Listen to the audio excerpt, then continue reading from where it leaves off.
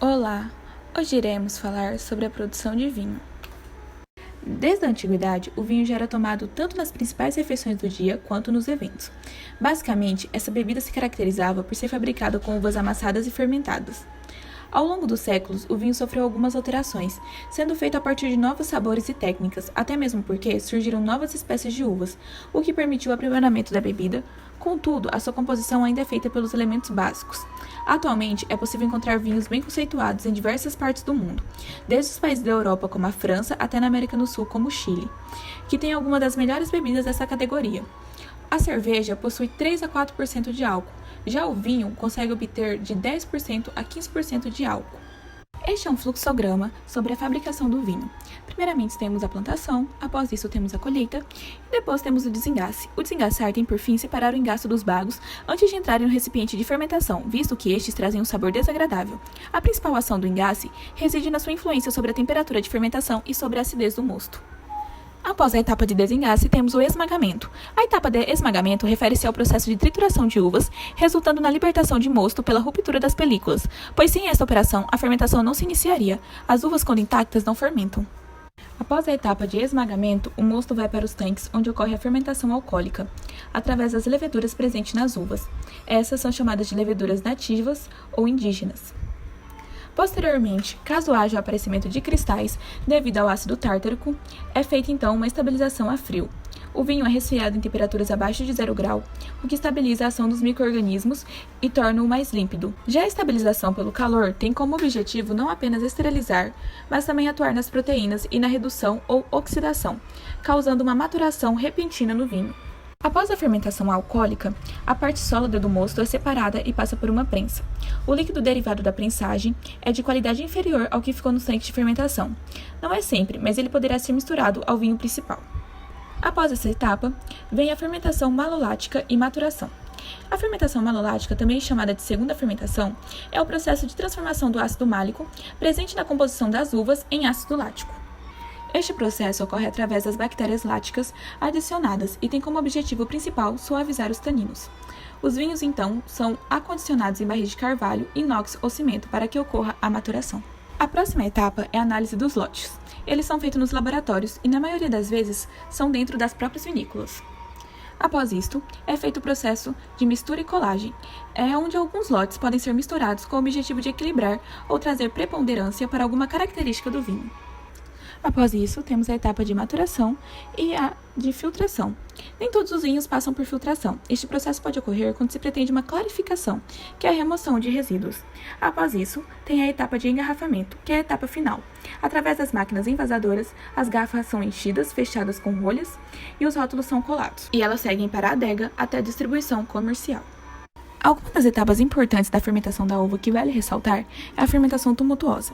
Depois do esmagamento e da uva cair no lagar, nota-se ao fim de um certo tempo a formação de bolhas gasosas que afloram a superfície do líquido. A fermentação traduz-se principalmente pelo desdobramento do açúcar que o mosto possui em CO2 e álcool. Durante a fermentação, além de se originar álcool e CO2, formam-se uns compostos, nomeadamente a glicerina, o ácido succínico, etanol, ácido acético, ácido lácteo, os ésteres, entre outros, que apesar de entrarem em pequenas quantidades, desempenham um papel muito importante na qualidade do vinho.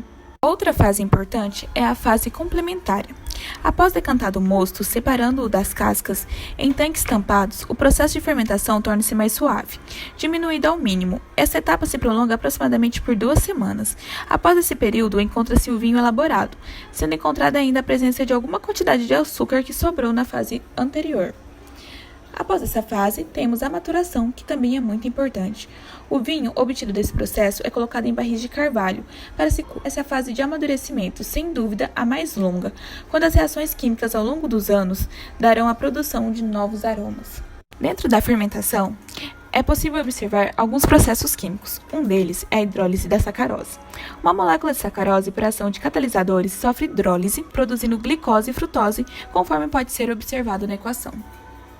Na fermentação alcoólica, observa-se outra reação química, que é onde a levedura e outros micro-organismos fermentam a glicose em etanol e CO2. Isso pode ser observado na equação.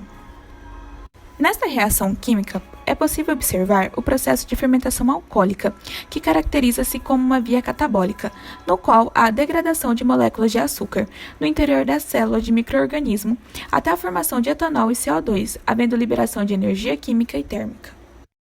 O piruvato sofre descarboxilação em uma reação irreversível catalisada pelo piruvato descarboxilase. É uma reação de descarboxilação simples e não envolve a oxidação do piruvato. A piruvato descarboxilase requer Mg2+, e tem uma coenzima firmemente ligada à tiamina pirofosfato TPP, que é um cofator essencial para a piruvato descarboxilase. Esse cofator irá proporcionar estabilidade a essa reação de troca de carga negativa. Lembrando que Mg2+ é magnésio. Através do álcool desidrogenase, o acetaldeído é reduzido a etanol com NADH derivado da atividade da gliceraldeído 3-fosfato desidrogenase, fornecendo o poder redutor. Portanto, os produtos finais da fermentação alcoólica são estes apresentados na reação.